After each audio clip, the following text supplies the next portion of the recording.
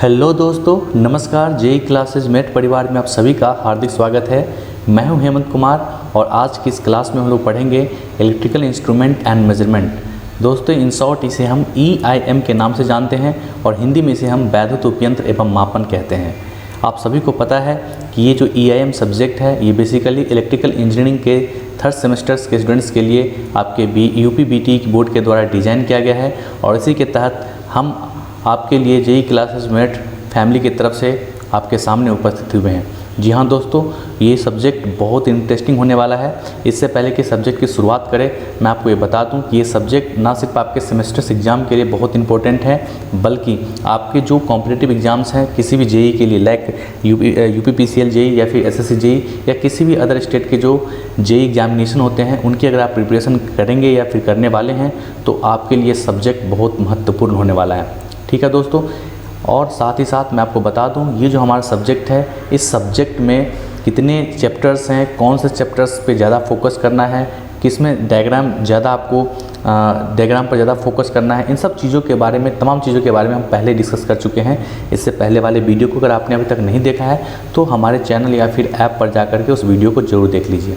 ठीक है, किसी भी इंपॉर्टेंट इन्फॉर्मेशन के लिए या कोई भी नोटिफिकेशन के लिए आप हमारे JEC पॉलिटेक्निक सेमेस्टर्स क्लासेज की जो टेलीग्राम ग्रुप है उसको आप टेलीग्राम पर जा करके ज्वाइन कर सकते हैं। अगर कोई क्वेरी होती है आपकी तो आप 8650959597 पर हमसे कांटेक्ट कर सकते हैं। ठीक है दोस्तों, और ये जो रेगुलर आपको अगर वीडियो लेक्चर्स आपको पाना है, उसके साथ साथ आपके प्रत्येक क्लास के अगर आपको PDF बिल्कुल आसानी से प्राप्त करना है तो इसके लिए आपको क्या करना है, हमारा जो जेई क्लासेज मेट की ऑफिशियल ऐप है उस पर आपको ये सारी सुविधाएँ मिलने वाली हैं। उम्मीद करता हूं कि आप में से बहुत सारे बच्चों ने जेई क्लासेज मेट के ऑफिशियल ऐप को डाउनलोड कर लिया होगा। अगर आप में से अभी भी कुछ ऐसे बच्चे हैं जिन्होंने डाउनलोड नहीं किया है तो निश्चित रूप से आप अपने गूगल के प्ले स्टोर पर जा करके जेई क्लासेज मेट अगर आप टाइप करते हैं तो आपको सबसे पहले दिख जाएगा। आप उसे डाउनलोड कर लें और ये सारी सुविधाएँ एक ही जगह पर प्राप्त कर लें। ठीक है, चलिए, उम्मीद करता हूँ कि आपको ये सारी बातें समझ में आ गई होगी। हम अपनी क्लास की शुरुआत करते हैं। सबसे पहला क्लास आज का क्लास है, आप सभी को पता है, और ये जो क्लास है हमारा वो चैप्टर नंबर 1 है। ठीक है, चैप्टर नंबर 1 है आपका, और चैप्टर नंबर 1 के बारे में मैंने आपको पहले बता दिया था कि चैप्टर नंबर 1 क्या है। ठीक है, देखिए, सबसे पहला जो चैप्टर है वो है आपका वैद्युत माप यंत्रों का परिचय, यानी कि introduction to electrical measuring instrument. यहाँ पर बेसिकली जो मेजरिंग इंस्ट्रूमेंट है ना, मेजरिंग इंस्ट्रूमेंट है, इसका इंट्रोडक्शन हमें प्राप्त करना है, यानी कि आपको माप यंत्रों का परिचय हमें देखना है। यहाँ पर दोस्तों ये जो सब्जेक्ट है ना, ये बेसिकली मापन के बारे में ही है। ठीक है, मापन क्यों करते हैं, मापन क्या होता है, मापन का उपयोग हम कहाँ करते हैं, अगर मापन नहीं हो तो फिर क्या होगा, इन सब तमाम चीज़ों के बारे में हम लोग डिस्कस करने वाले हैं आज की इस क्लास में। ठीक है, बेसिकली ये पूरा चैप्टर आपके पूरे सिलेबस का एक कोर है, यानी कि बेस है। ठीक है, यानी कि अगर आप ये चैप्टर को क्लियर कर लेते हैं तो आपको जो आने वाले चैप्टर्स हैं ओवर द होल सिलेबस वो आपके लिए आसान बन जाने वाला है। ठीक है, तो बिल्कुल हमारे साथ जुड़े रहिए, रेगुलर और कंटिन्यूसली आप हमारे वीडियो को देखते रहिए। साथ ही साथ आप जो हमारे क्लास नोट्स होंगे उसको भी आप रिवीजन करते रहेंगे तो आप ये सब्जेक्ट पढ़ने में बहुत मज़ा तो आएगा ही, लेकिन आप अपने एग्ज़ाम में भी अच्छा स्कोर कर सकते हैं। ठीक है, तो चलिए, जो सबसे पहला हमारा आज का टॉपिक है वह है मापन। ठीक है, यानी कि मेजरमेंट। देखिए दोस्तों, मैं आपको एक चीज़ बताता हूँ, अगर मापन नहीं होगा तो फिर किसी भी चीज़ का आकलन करना बहुत ही मुश्किल होगा। ठीक है, कि कोई भी वस्तु है वो वस्तु का अमाउंट कितना है, इस चीज़ को बताना हमारे लिए बहुत ही कठिन हो जाएगा। सपोज कीजिए कि आप एक चीनी लेने के लिए किसी दुकान पर गए और आपने शॉपकीपर को कहा, दुकानदार को कहा कि मुझे चीनी दीजिए। ठीक है, तो दुकानदार आपसे तुरंत ये पूछेगा कि बेटा आपको चीनी कितनी चाहिए, कितनी मात्रा में चाहिए, तो आपको मात्रा वहाँ पे बताना ज़रूरी है। तो आप कहोगे कि मुझे 2 kg चाहिए, है ना, तो 2 kg चीनी आपको अगर देगा तो ऐसे तो नहीं है कि हाथ से उठा करके आपको दे देगा, है ना। इसके लिए क्या करेगा, वो एक सिस्टम का यूज करेगा ताकि वो सिस्टम के अकॉर्डिंगली आपको 2 kg चीनी माप करके दे सके, एग्जैक्ट 2 kg। ठीक है, तो इसके लिए क्या करता है, वो मापन करता है कि आपको 2 kg देना है, तो ये 2 kg अंदाजे से वो नहीं दे सकता। इसके लिए आपको क्या करना पड़ेगा, वो क्या करेंगे कि आपको मापन करके देंगे, आपको मेजर करके देंगे। विदाउट मेजरमेंट आपको चीनी अगर देंगे तो या तो 2 kg से कम होगा या फिर 2 kg से अधिक होगा। तो एग्जैक्टली मेजरमेंट के लिए, एग्जैक्टली किसी भी वस्तु का आकलन करने के लिए हम लोग मापन का उपयोग करते हैं। तो देखिए मापन की अगर हम बात करें तो मापन में बेसिकली 3 चीज़ों को खास करके हमें ध्यान रखना पड़ता है। मापन करने का जो मेन उद्देश्य होता है वो 3 चीज़ों को ध्यान में रख करके ही मापन किया जाता है। तो पहला इसमें क्या है, अगर आप देखेंगे जो पहला जो सबसे पहले आपको देखना है वो है इसका आयाम। ठीक है, वो है इसका आयाम। देखिए ये रहा आयाम। एक तो पहला तो आयाम है, दूसरा आपका परिमाण है और तीसरा आपका गुण है। ठीक है, देखिए आयाम को हम लोग कहते हैं इंग्लिश में डायमेंशन, परिमाण को हम लोग कहते हैं मैग्नीट्यूड एंड गुण को कहते हैं प्रॉपर्टीज। ठीक है, अब यहाँ से क्या मतलब समझ में आता है आपको। देखो आयाम की अगर हम बात करते हैं तो बेसिकली डायमेंशन की बात करेंगे हम। ठीक है, आयाम की अगर हम बात करते हैं तो बेसिकली हम लोग डायमेंशन की बात करेंगे। और डायमेंशन का मतलब क्या होता है कि कोई भी जो वस्तु है उसकी वास्तव में आकार कैसा है। ठीक है, आकार कैसा है ये चीज़ हमें कि वो हो सकता है कि ट्रायंगुलर हो सकता है कि वो आयताकार हो सकता है कि वो घनावाकार हो। तो बेसिकली आयाम हमें देखना पड़ता है कि वो आयाम किस प्रकार के वस्तु कोई भी है उसका आकार क्या है। जैसे चीनी है तो बहुत छोटे छोटे मोती के शेप का होता है, आपने देखा होगा, है ना। अगर आपको मान लो कि सपोज कीजिए आपको बुक लेनी है तो बुक का जो अगर आप आकार देखेंगे तो वो कैसा होता है, वो होता है आपका घनावाकार। ठीक है, तो डिफरेंट जो भी वस्तु हैं उनके आकार को ज्ञात करना मापन का पहला उद्देश्य होता है। ठीक है, उम्मीद करता हूँ ये समझ में आ गया होगा। नेक्स्ट है परिमाण। अब परिमाण क्या होता है, परिमाण को दोस्तों हम लोग कहते हैं मैग्नीट्यूड। ठीक है, परिमाण को हम लोग कहते हैं मैग्नीट्यूड। तो परिमाण का मतलब ये है कि कोई भी वस्तु का एग्जैक्टली जो वैल्यू है ना, एग्जैक्टली जो अमाउंट है, एग्जैक्टली जो मात्रा है वो कितनी है। परिमाण का मतलब ये हुआ कि सपोज कीजिए चीनी का ढेर है यहाँ पर रखा हुआ, तो चीनी की मात्रा कितनी है। अगर आप चीनी की मात्रा कहते हैं 5 kg है तो इसका मतलब ये जो 5 kg ना ये इसका मैग्नीट्यूड है, इसका अमाउंट है। ठीक है, मान लीजिए यहाँ पर सपोज कीजिए 2 लीटर मान लीजिए दूध है। ठीक है, मिल्क है मान लीजिए, और ये मिल्क यहाँ पर रखा हुआ किसी कंटेनर में। तो ये कंटेनर में जो मिल्क है मान लीजिए 5 लीटर है, तो 5 लीटर जो है ना ये इसका परिमाण है, इसका मैग्नीट्यूड है। यानी कि हम समझते हैं कि इस कंटेनर में रखा हुआ दूध की जो मात्रा है वो 5 लीटर है। तो एग्जैक्टली मतलब क्या हुआ कि अगर किसी भी वस्तु की जो टोटल मात्रा है वो अगर हमें ज्ञात करना है तो इसके लिए हमें मापन करना पड़ेगा। ठीक है, नेक्स्ट क्या है, नेक्स्ट है गुण। गुण मतलब प्रॉपर्टीज। प्रॉपर्टीज का मतलब होता है कि कोई भी वस्तु जो है, कोई भी वस्तु है उसका बेसिकली नेचर कैसा है। नेचर का मतलब ये हुआ कि जैसे चीनी है तो सॉलिड है, चीनी है मतलब ठोस है। अगर हम बात करते हैं दूध की तो दूध क्या है, द्रव है। अगर हम बात करते हैं कोई भी सपोज कीजिए एलपीजी है या फिर कोई भी अन्य प्रकार के कोई ऐसी वस्तु है जो गैस के फॉर्म में है, तो उसका जो गुण है, उसकी जो प्रॉपर्टीज़ है वो गैसों वाली है। ठीक है, तो यहाँ पर ये 3 चीज़ें आपको ध्यान में रखना पड़ेगा। ठीक है, तो इन 3 चीज़ों को ध्यान में रख करके ही मापन किया जाता है, या यूँ कहे कि इन 3 चीज़ों को ज्ञात करने के लिए ही मापन किया जाता है। ठीक है, या फिर ऐसे कह सकते हैं कि मापन के 3 फंक्शन हैं, आयाम को ज्ञात करना, परिमाण को ज्ञात करना और गुणों के बारे में जानकारी प्राप्त करना। तो ये था मापन। ठीक है, अब आपको मैं एक चीज़ बता दूं कि यहाँ जो मापन करने वाले हम लोग वो इलेक्ट्रिकल का करने वाले हैं, इलेक्ट्रिकल क्वांटिटी का करने वाले हैं। अब देखिए इलेक्ट्रिकल क्वांटिटी का मतलब क्या होता है।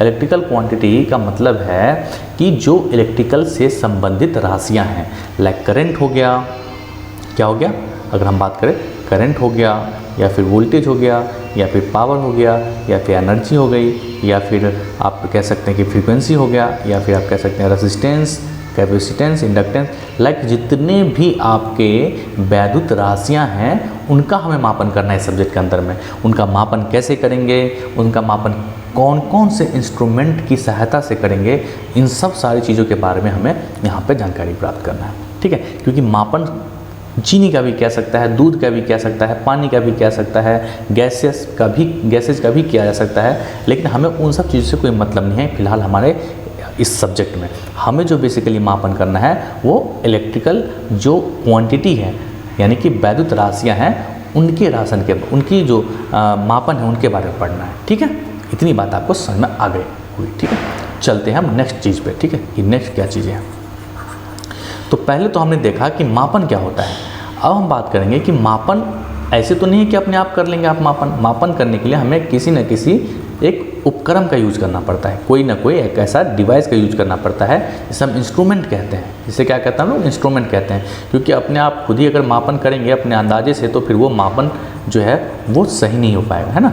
ऐसे आपने हाथ से उठाया और दे दिया किसी को 2 kg, कह के कि 2 kg चीनी है, ये आप हाथ से उठाकर अगर आप 2 kg चीनी दोगे तो 2 kg एग्जैक्टली नहीं होगा। हो सकता है कि वो जो चीनी है उसकी मात्रा या तो 2 kg से अधिक होगी या फिर उससे हो सकता है कुछ कम ही हो, है ना।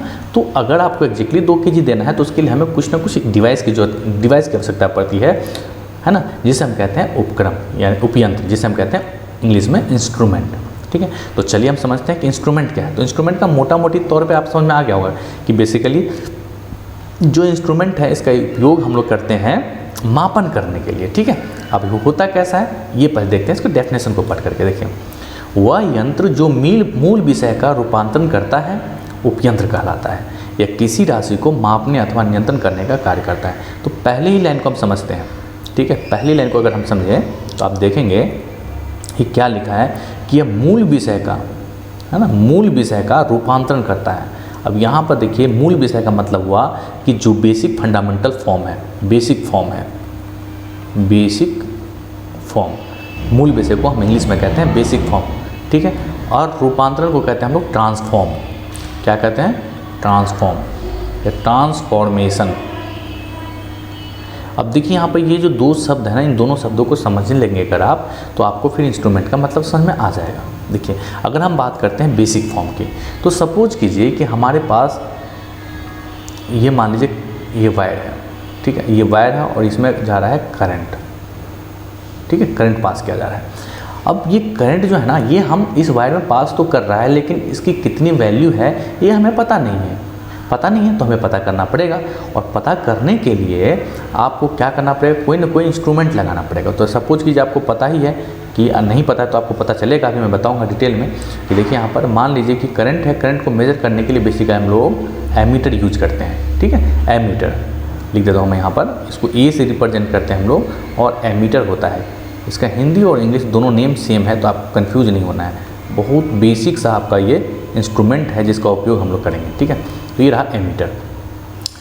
तो एमीटर क्या करेगा? ये जो करंट है ना, इस करंट को जो भी फॉर्म में आ रहा है, इलेक्ट्रॉन्स के फॉर्म में आ रहा है, जैसे भी आ रहा है, उसको ये रिप्रेजेंट करेगा पॉइंटर के थ्रू। कैसे करेगा? पॉइंटर के थ्रू। ये है मान लीजिए मीटर, मैंने बड़ा शेप में थोड़ा बना दिया। तो मान लीजिए जब करंट कुछ नहीं था तो 0 पे था। अब मान लीजिए कि 5 एम्पियर की धारा इसमें पास कर दी है, तो ये जो है ना यहाँ पर पॉइंटर ये यहाँ पे शो करेगा। ये मान लीजिए यहाँ पर 5 एम्पियर है, यहाँ पे 2 एम्पियर था, यहाँ पे 7 एम्पियर हो जाएगा इस तरीके से। तो ये जो 5 एम्पियर शो करेगा ना, वो रिप्रेजेंट करने के लिए ये जो करंट के फॉर्म में था ना, वो इसे इस मैकेनिकल फॉर्म में कन्वर्ट करना पड़ेगा। मैकेनिकल फॉर्म का मतलब ये है कि ये देखिए पॉइंटर को तो यहाँ से मूव करके यहाँ पे जाना पड़ेगा, और यहाँ से यहाँ तक मूव करने के लिए कुछ ना कुछ तो यांत्रिक ऊर्जा की जरूरत पड़ेगी। और आ क्या रहा था इसके पास? विद्युत ऊर्जा। लेकिन ये विद्युत ऊर्जा ट्रांसफ़र हो गया किस में? ट्रांसफॉर्म हो गया इसका किस में? यांत्रिक ऊर्जा में। तभी तो ये यहाँ 0 से पहुँच गया कहाँ पर? इस 5 एम्पियर पर, है ना। यानी यहाँ से पॉइंटर उठ करके यहाँ पे पहुँचा है, तो इसके लिए कुछ ना कुछ यांत्रिक ऊर्जा की जरूरत पड़ेगी। और इस यांत्रिक ऊर्जा को कन्वर्ट करने के लिए कौन सी ऊर्जा की जरूरत पड़ी हमें? करंट की। ठीक है, तो मूल जो विषय था या मूल जो राशि थी वो क्या थी? करंट। लेकिन अब जो हमें मिल रहा है वो यांत्रिक ऊर्जा के फॉर्म में मिल रहा है, क्योंकि ये यांत्रिक ऊर्जा ही हमें बताएगा यहाँ से उठा करके 5 एम्पियर पे जाके इसको ठहराएगा। ठीक है, तो हम कुल मिला के कह सकते हैं कि बेसिक फॉर्म जो है वो बेसिक फॉर्म ही ट्रांसफॉर्म होता है, यानी कि एक रूप से दूसरे रूप में ये कन्वर्ट हुआ है। ठीक है, तो उम्मीद करता हूँ आपको ये चीज़ समझ में आ गया कि इंस्ट्रूमेंट यानी कि जो मापयंत्र होते हैं या उपयंत्र होते हैं वो बेसिकली क्या करता है? किसी मूल विषय को किसी अन्य रूप में रूपांतरण करता है। ठीक है, यानी कि रहेगा करंट के फॉर्म में लेकिन आपको दिखाएगा यांत्रिक के फॉर्म में, तभी उसका आप मेजर कर सकते हैं। हो सकता है ये मान लीजिए डिजिटल मीटर है। एक और एग्जांपल के थ्रू मैं समझाने की कोशिश करता हूँ आपको। सपोज कीजिए कि ये आपका डिजिटल मीटर है। ठीक है, डिजिटल मीटर है। अब यहाँ पे ये है करंट जो कि पास कर रहा है, तो यहाँ पर आपको दिखाएगा कि 5 ampere. Digital meter directly represent करता है डाटा को, तो ये आ तो रहा था करंट इलेक्ट्रॉन्स के फॉर्म में, विद्युत ऊर्जा के फॉर्म में, लेकिन यहाँ पर इलेक्ट्रॉनिक्स जो मतलब जैसे कहते हैं डिजिटल फॉर्म या फिर आप कहते हैं बाइनरी सिस्टम, जो कंप्यूटर की लैंग्वेज होती है, तो वो आपको यहाँ पर स्क्रीन पर डिस्प्ले पर दिखेगा 5 एम्पियर। तो ये 5 एम्पियर जो करंट है ना, वो रिप्रेजेंट किया जा रहा है इस करंट की वैल्यू को, यानी कि ये जो ओरिजिनल वैल्यू थी ये ऊर्जा का विद्युत ऊर्जा में था, लेकिन यहाँ पर आपको डिस्प्ले पे दिखाया जा रहा है। तो ये भी एक फॉर्म हो गया और ये भी एक फॉर्म हो गया। तो इस फॉर्म को ट्रांसफॉर्म करने का काम कौन करेगा? इंस्ट्रूमेंट करेगा। ठीक है, तो उम्मीद करता हूँ ये चीज़ आपको समझ में आ गई होंगी। ठीक है, चलिए अब नेक्स्ट चीज़ आप समझिए। ये जो हमारा मैंने अभी बताया कि यह जो हमारा उपयंत्र है, बेसिकली 2 फंक्शन होता है इसका। एक तो इसका काम होता है मापने का, एक तो काम होता है इसका मापने का, ठीक है, और दूसरा होता है इसका नियंत्रण करने का। यानी 2 काम करते हैं बेसिकली। किसी भी इंस्ट्रूमेंट से हमें 2 कार्य करना पड़ता है, कर सकते हैं। पहला उसके द्वारा हम मापन कर सकते हैं और दूसरा हम किसी भी राशि को कंट्रोल कर सकते हैं, नियंत्रण कर सकते हैं। अब कैसे करेंगे इस चीज़ को समझते हैं। देखिए थोड़ा सा मिटा देता हूँ ताकि थोड़ा सा स्पेस बच जाए यहाँ पर डिस्कस करने के लिए, हालांकि स्पेस काफ़ी है। तो देखिए बेसिक चीज़ हम समझ रहे हैं, थोड़ा सा ज़्यादा आपको टाइम लगेगा, बाकी ऐसी चीज़ें नहीं है। अगर एक बार को बेसिक आप क्लियर कर लेते हैं तो फिर आपको ज़्यादा दिक्कत नहीं होने वाली। ठीक है, चलिए देखिए। तो मैंने कहा कि जो इंस्ट्रूमेंट है इसके द्वारा हम 2 कार्य करते हैं। पहला तो है मापन का और दूसरा आपका नियंत्रण का। तो मापन का कार्य तो आपको समझ में आ गया होगा कि मापन हम कैसे करते हैं। बेसिकली किसी भी करंट को माप सकते हैं, वोल्टेज को माप सकते हैं। जैसे करंट को मापते हैं एमीटर के द्वारा, वोल्टेज को मापते हैं वोल्टमीटर के द्वारा, और इसी तरीके के जो पावर है उसको मापते हैं वाटमीटर के द्वारा, फ्रीक्वेंसी को मापते हैं हम लोग फ्रीक्वेंसी मीटर के द्वारा। तो डिफरेंट आपके इंस्ट्रूमेंट हैं जिसका इस्तेमाल हम करते हैं मापन कार्य के लिए। तो इसमें तो कोई आपको डाउट नहीं होना चाहिए। ठीक है, नेक्स्ट नियंत्रण का कार्य क्या है? मापन यंत्र के द्वारा, उपयंत्र के द्वारा, इंस्ट्रूमेंट के द्वारा हम लोग नियंत्रण कैसे कर सकते हैं? तो देखिए इसके क्या क्या काम। देखिए सपोज कीजिए कि आपके ये रूम है, रूम में यहाँ पे पंखा लगा हुआ है और यहाँ पर आपका स्विच बोर्ड है और यहाँ पर रेगुलेटर है। तो रेगुलेटर आपको पता है कि फ़ैन की स्पीड को आपको अगर कम करना है या ज़्यादा करना है तो इसके लिए आप क्या करते हैं? रेगुलेट करते हैं। तो रेगुलेट का मतलब ये होता है, रेगुलेटर जो होता है उसको हम लोग कम या ज़्यादा आगे या पीछे करके हम क्या करते हैं? पंखे की स्पीड को रेगुलेट करते हैं। तो पंखे की स्पीड को रेगुलेट कैसे कर रहा होगा कि जो करंट की वैल्यू है उसको हम लोग कम या ज़्यादा कर सकते हैं, या तो कम कर सकते हैं या ज़्यादा कर सकते हैं। तो ये जो नियंत्रण का कार्य है ना, ये भी उपयंत्र के द्वारा ही किया जाता है, यानी कि इंस्ट्रूमेंट के द्वारा ही किया जाता है। ठीक है, तो आप कहीं भी किसी भी सर्किट में करंट की वैल्यू को कम करना हो या करंट की वैल्यू को बढ़ाना हो, इसी तरीके से वोल्टेज की वैल्यू को कम करना हो या वोल्टेज की वैल्यू को बढ़ाना हो, तो उसके लिए भी हम इंस्ट्रूमेंट का इस्तेमाल करते हैं। ठीक है, तो इंस्ट्रूमेंट के 2 कार्य हैं कुल मिला के देखा जाए तो। कौन कौन से? एक तो मापन का और दूसरा नियंत्रण का। ठीक है, और इसी के अकॉर्डिंग जो इंस्ट्रूमेंट है, इन्हीं कार्यों के अकॉर्डिंग जो इंस्ट्रूमेंट है उसको 2 भागों में बांटा गया है। पहला है आपका माप यंत्र और दूसरा है आपका नियंत्रण यंत्र, यानी कि मेजरिंग इंस्ट्रूमेंट और कंट्रोलिंग इंस्ट्रूमेंट। तो आपसे कोई पूछे कि बताइए कि इंस्ट्रूमेंट कितने प्रकार के होते हैं, तो आपको बताना है कार्य के फंक्शन के अकॉर्डिंग। अगर हम बात करें टाइप्स ऑफ इंस्ट्रूमेंट की, तो ये 2 प्रकार के होते हैं। एक तो होता है माप यंत्र यानी कि मेजरिंग इंस्ट्रूमेंट, दूसरा होता है आपका नियंत्रण यंत्र यानी कि कंट्रोलिंग इंस्ट्रूमेंट। ठीक है, उम्मीद करता हूँ इस पेज की जो सारी डिटेल इन्फॉर्मेशन है आपको विद कॉन्सेप्ट समझ में आ गया होगा। चलिए बढ़ते हैं नेक्स्ट स्लाइड की ओर। नेक्स्ट स्लाइड हमारे सामने देख लीजिए। और हमने क्या किया यहाँ पर आपके लिए माप यंत्र और नियंत्रण यंत्र, इन दोनों को डिफाइन करके रख दिया है ताकि आपको एग्जाम में लिखने के लिए कोई परेशानी नहीं हो। समझ में तो आ ही गया होगा कि माप यंत्र द्वारा हम क्या करते हैं? मापन का कार्य करते हैं, और नियंत्रण यंत्र द्वारा क्या करते हैं? नियंत्रण का कार्य करते हैं। सिंपली देखिए, माप यंत्र वह यंत्र है जो किसी राशि को मापने का कार्य करता है, किसी राशि को मापने का कार्य करता है। और नियंत्रण यंत्र यानी कंट्रोलिंग इंस्ट्रूमेंट क्या करता है? वह यंत्र है जो किसी राशि को नियंत्रण करने का कार्य करता है। बस, तो आपको डेफिनेशन याद रखना है। एग्जाम में ये सब चीज़ें अगर आती हैं तो आपको ऐसे लिखना है एग्जाम में। ठीक है, चलिए। तो नियंत्रण यंत्र फिलहाल हम अभी नहीं पढ़ेंगे, नियंत्रण बाद में देखेंगे नेक्स्ट आने वाले चैप्टर्स में, लेकिन अभी फिलहाल हम लोग पढ़ेंगे माप यंत्र के बारे में। ठीक है, तो वैद्युत या माप यंत्र के बारे में आपको पता ही है मैंने क्या कहा कि जो किसी वैद्युत राशि का मापन करता है वो माप यंत्र कहलाता है। ठीक है, तो ये बात रिपीट हो गया है, थोड़ा सा डबल हेडिंग डाल दिया गया है, तो उसके ऊपर देख लेंगे। ठीक है, चलिए नेक्स्ट स्लाइड की ओर बढ़ते हैं। अब यहाँ पर देखिए, जितने भी हमारे पास खास करके जैसे कि मैंने बताया कि यहाँ पर उन इंस्ट्रूमेंट के बारे में बात करेंगे जो इंस्ट्रूमेंट हमारे इलेक्ट्रिकल क्वांटिटी का मेजर करता है, यानी कि ऐसे मापन यंत्र की बात करेंगे, ऐसे उपयंत्र की बात करेंगे जो हमारे वैद्युत राशियों को मापता है। और वैद्युत राशियाँ जो भी होती हैं, जितनी भी मेन विद्युत राशियाँ हैं उनके नाम मैंने यहाँ पर लिख दिया है, और उससे संबंधित जितने भी यहाँ पर अगर हम बात करें उसके मापन यंत्र की या उपयंत्र की, उनके भी नाम यहाँ रख दिया है। इससे ये होगा कि आप क्या करेंगे कि जो अगर कभी भी आते हैं आपके सामने तो आपको ये पता होनी चाहिए कि किस किस राशियों का मापन हम कौन कौन से उपयंत्र के द्वारा करते हैं, क्योंकि सब्जेक्ट ही क्या है, इलेक्ट्रिकल इंस्ट्रूमेंट एंड मेजरमेंट, और ये चीज़ें तो बहुत ही बेसिक है, आपको पता होना चाहिए। आपको इनमें से बहुत सारी चीज़ों का जो मापयंत्र का नाम है वो पहले से भी पता होगा, लेकिन अगर कोई ऐसा है जिसको पता नहीं है वो आप इसको अच्छे से रिवाइज भी कर लेंगे, अपडेट भी कर लेंगे। ठीक है, चलिए तो बारी बारी से हम एक एक डिस्कस करते हैं।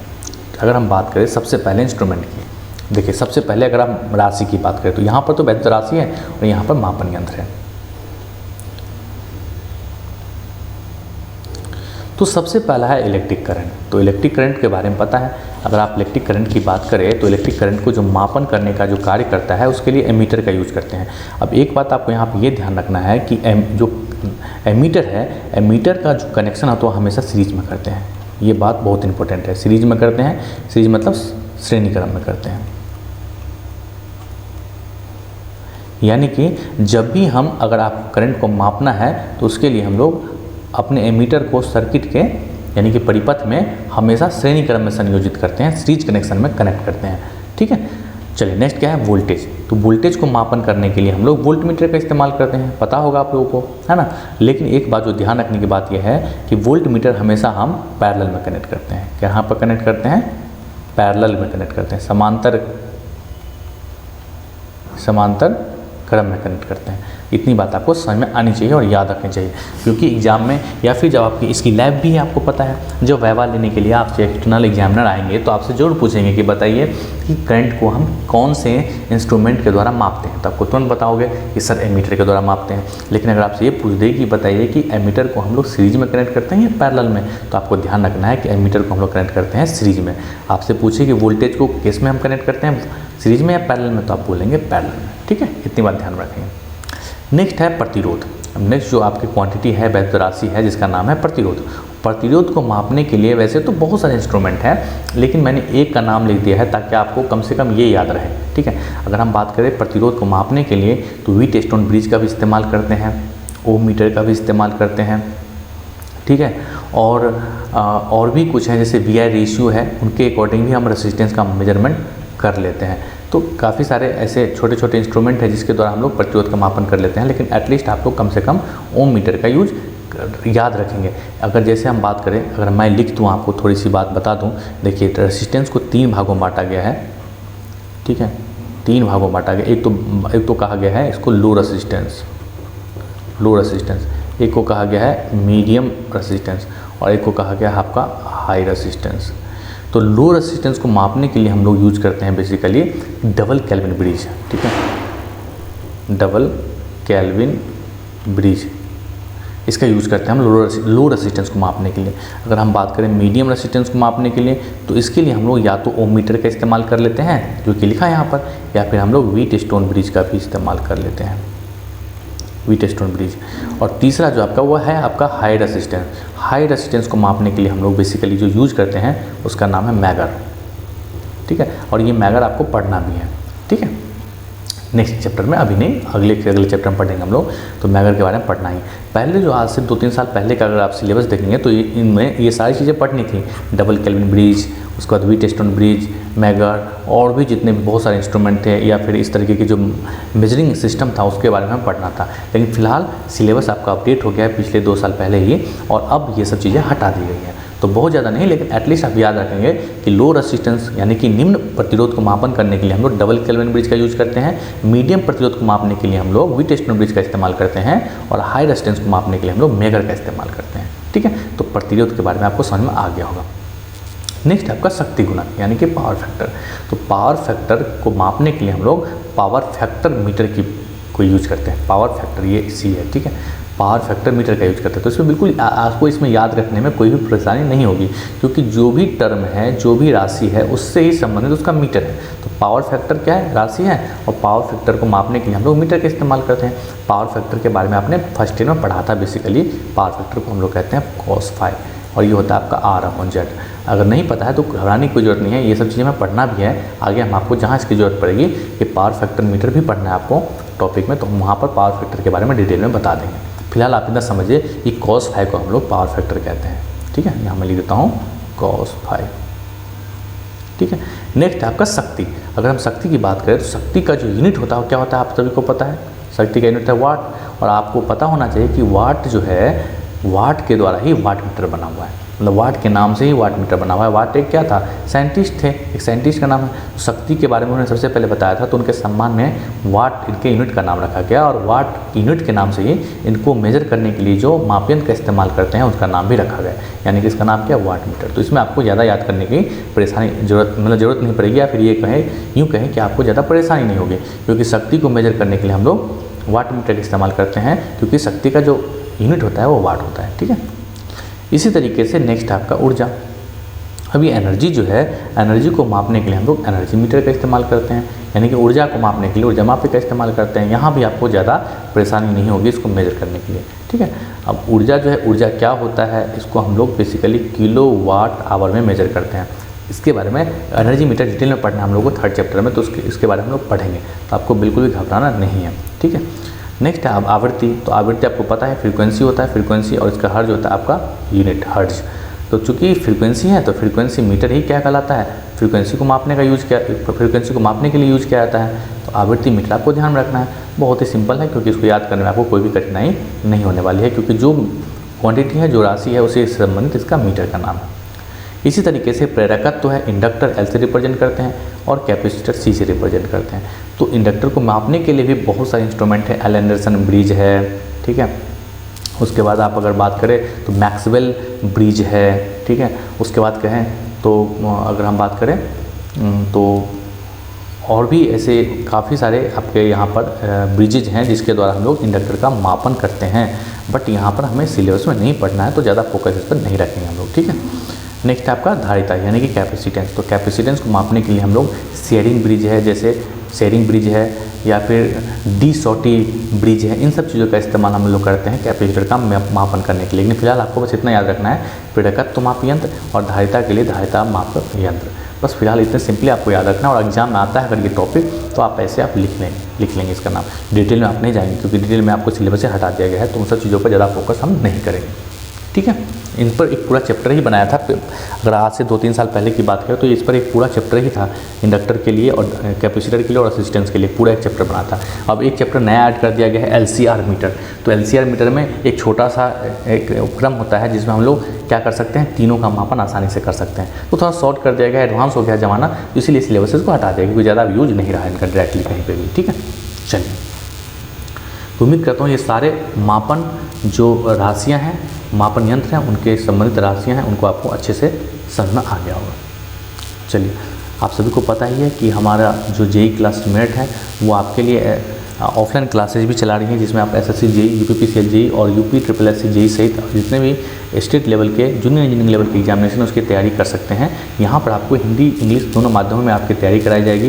रिवाइज स्टडी मटेरियल मिलेगा आपको, ऑनलाइन ऑफलाइन टेस्ट की भी सुविधा उपलब्ध है, डॉट सेशन भी ज्वाइन कर सकते हैं, और अगर आप यहाँ रहकर तैयारी करना चाहते हैं तो आपके लिए हॉस्टल की भी सुविधा उपलब्ध है। कोई क्वेरी है तो हमारे नीचे दिए गए नंबर पर आप कॉन्टेक्ट करके आप पूछ सकते हैं। ठीक है, चलिए, नेक्स्ट क्वेश्चन क्या है, नेक्स्ट जो स्लाइड है उसमें आप देखेंगे कि मापन के उपयोग क्या है।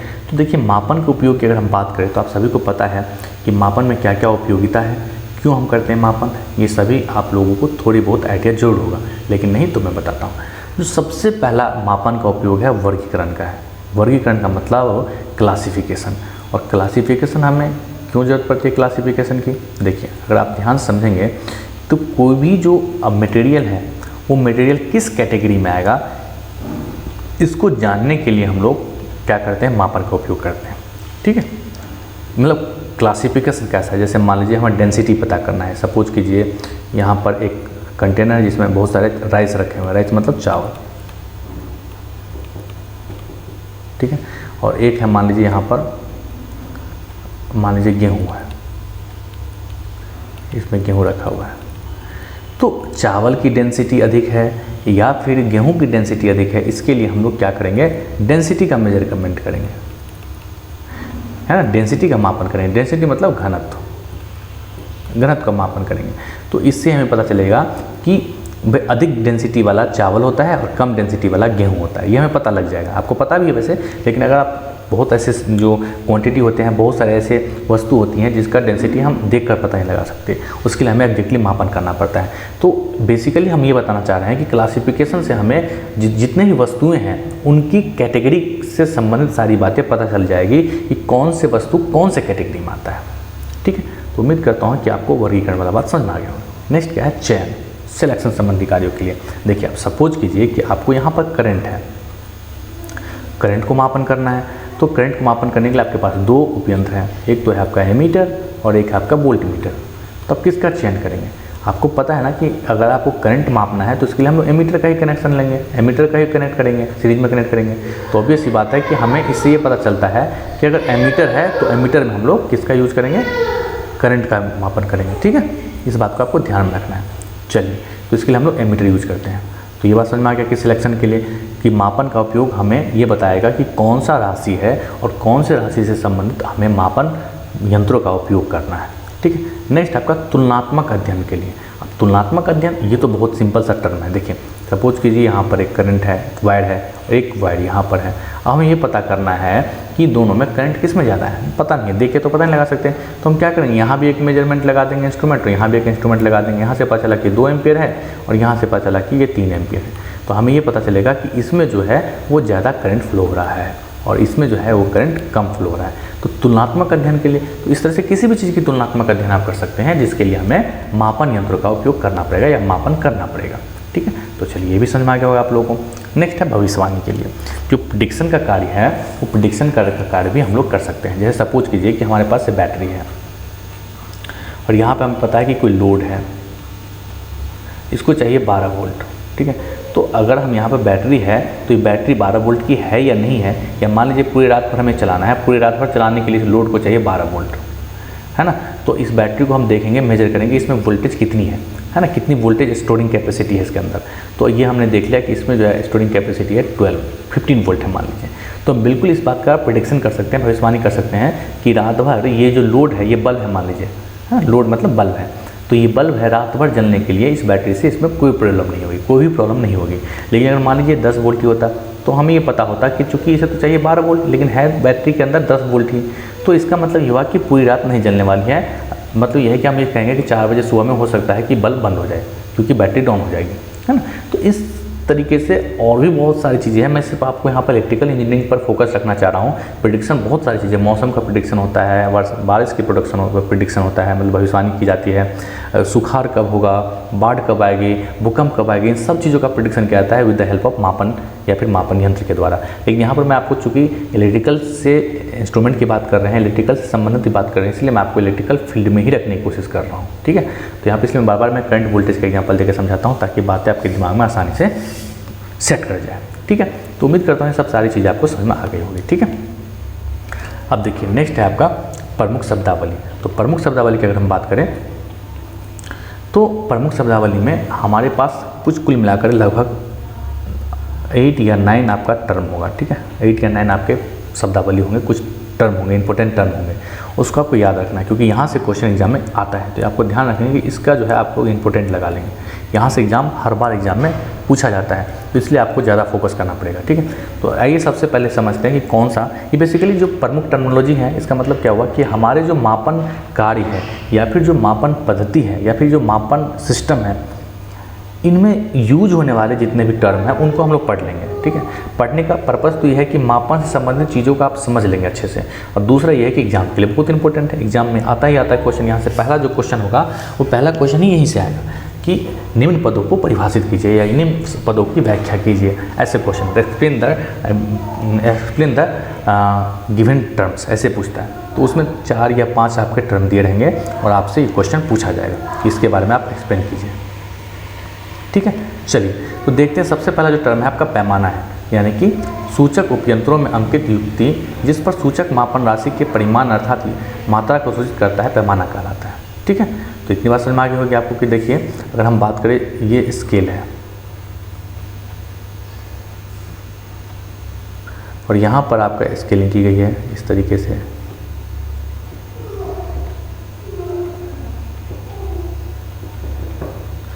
ये है मान लीजिए 0, ये है मान लीजिए 5, ये है मान लीजिए 10, ये है 15, ये है 20।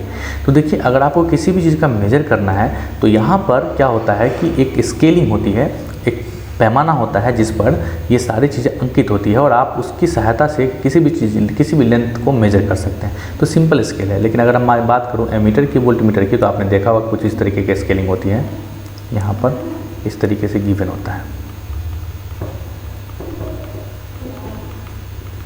और यहाँ पर पॉइंटर लगा होता है, ये आपको बताता है कि कितना मान है। मान 0 है, ये 5 एम्पियर है, ये 10 एम्पियर है, ये 15 एम्पियर है, ये 20 एम्पियर है, ये 25 एम्पियर है, इस तरीके से 30 एम्पियर है। तो यहाँ पर ये जो आप देख रहे हैं ना, यही इसे ही कहते हैं हम लोग पैमाना। पैमाना या इंग्लिश में कहते हैं स्केल, जहाँ पर जो अंकित है वो ये मान जो है ना वो अंकित होते हैं, सूचित होते हैं। देखिए यहाँ पर आप पढ़िए एक बार, सूचक उपयंत्रों में अंकित युक्ति जिस पर सूचक मापन राशि के परिमाण अर्थात मात्रा को सूचित करता है पैमाना कहलाता है। देखिए परिमाण अर्थात मात्रा को सूचित करता है। जब मान लीजिए कि करंट है, अगर सपोज कीजिए इसमें 15 एम्पियर है, तो ये जो पॉइंटर है वो यहाँ पर आकर रखेगा, लेकिन ये कितना है, अगर ये लिखा ही नहीं रहे, ये अंकित ही न रहे, तो हम कैसे पता चलेगा कि कितनी वैल्यू है करंट की यहाँ पर, है ना। तो ये जहाँ पर जिस भी वस्तु पर ये स्केलिंग की गई रहती है, यानी कि अंकित की हुई रहती है, इसे हम स्केल कहते हैं, इंग्लिश में हम हिंदी में पैमाना कहते हैं। ठीक है, तो पैमाने के बारे में आपने समझ में आ गया होगा आप लोगों को। अब नेक्स्ट है पैमाना विस्तार, यानी कि अंकित पैमाने पर अधिकतम पाठ्यांक तथा न्यूनतम पाठ्यांक के अंतर को पैमाना विस्तार कहते हैं। अब देखिए पैमाना विस्तार का मतलब स्केल स्पैन का मतलब ये होता है कि जो आपके मैक्सिमम पॉइंट है और जो मिनिमम पॉइंट है, उन दोनों के बीच के डिफरेंस को हम लोग क्या कहते हैं, पैमाना स्केल का पैमाना विस्तार कहते हैं। सपोज कीजिए अगर हम बात करें, देखिए फार्मूला लिख रखा है मैंने यहाँ पर, ये जो आपका है स्पैन स्केल, शॉर्ट में हम सेम कहेंगे स्पैन स्केल को SS। ठीक है, तो ये क्या है, जो मैक्सिमम आपकी अंकित मात्रा है और जो मिनिमम अंकित मात्रा है, उन दोनों के डिफरेंस की हम लोग क्या कहते हैं, स्केल स्पैन या पैमाना विस्तार कहते हैं। अगर मैं इस स्केल की बात करूँ, देखिए यहाँ पर SS की वैल्यू कितनी आएगी, मैक्सिमम कितना है दोस्तों, देखिए मैक्सिमम है 20, तो 20 लिख दीजिए। और मिनिमम कितना है बताइए, मिनिमम है 0। ठीक है, तो बताइए अगर अब मैं आपसे पूछूं कि बताइए कि क्या आएगी वैल्यू इसकी, 20 माइनस 0 क्या आ जाएगा, आ जाएगा 20। SS की वैल्यू कितनी आ जाएगी, 20 आ जाएगी। दूसरी बात, अगर मैं आपसे ये पूछूं इस स्केल में कि SS की वैल्यू कितनी आएगी, तो बताइए, देखिए मैक्सिमम कितनी है 30 और मिनिमम कितनी है 0, यानी कितना आ जाएगा, ये आ जाएगा 30। अब एक स्केल मैं और बनाता हूँ, इसमें आपको बताना है, आप खुद सोचेंगे कि इसकी वैल्यू कितनी आएगी। सपोज कि यहाँ पर है 20, ये है 25, ये है 30, ये है 35 और ये है सपोज कीजिए 40। तो यहाँ पर मुझे बताइए कि SS की वैल्यू कितनी आएगी, खुद से जल्दी से बताइए कि SS की वैल्यू कितनी आने वाली है। देखिए SS की वैल्यू मैंने अभी बताया आपको कि मैक्सिमम माइनस मिनिमम, तो मैक्सिमम कितना है 40, तो ये आ जाएगा 40, और मिनिमम कितना है 20, तो लिख दीजिए यहाँ पर 20, कितना आ जाएगा 40 में से 20 गया तो 20, तो ये हो गया आंसर। SS की वैल्यू कितनी हो गई, 20 हो गई। ठीक है, तो उम्मीद करता हूँ ये सब सारी चीज़ें आपको समझ में आ गई होगी। और भी बहुत सारे टर्म है, लेकिन उसे हम नेक्स्ट क्लास में कंटिन्यू करेंगे, है ना। तब तक आप क्या करें, जो भी चीज़ें बताई गई है उसको रिवीजन कीजिए, और क्लास नोट्स जो आपको भेजा जाएगा या फिर आपको अपलोड किया जाएगा ऐप पर, उनसे आप रिवीजन कीजिए। नेक्स्ट क्लास में हम आपको इससे आगे की चीज़ें पढ़ाएंगे। ठीक है, तो उम्मीद करता हूँ आपको ये सारी चीज़ें समझ में आ गई। आइए, अगर आपको ये सब चीज़ों की जो PDF है वो अगर आपको डाउनलोड करना है, तो इसके लिए हमारे JEE क्लासेस मेट के ऑफिशियल ऐप है, उसको आप डाउनलोड करके ये सारी सुविधाएं को प्राप्त कर सकते हैं। ठीक है, उम्मीद करता हूँ कि आज का ये सेशन बहुत अच्छा लगा होगा और साथ ही साथ आपने इसको एंजॉय किया होगा। ठीक है, चलिए बहुत बहुत धन्यवाद आप लोगों का, थैंक यू सो मच आज के इस वीडियो लेक्चर को देखने के लिए। जय हिंद, जय भारत।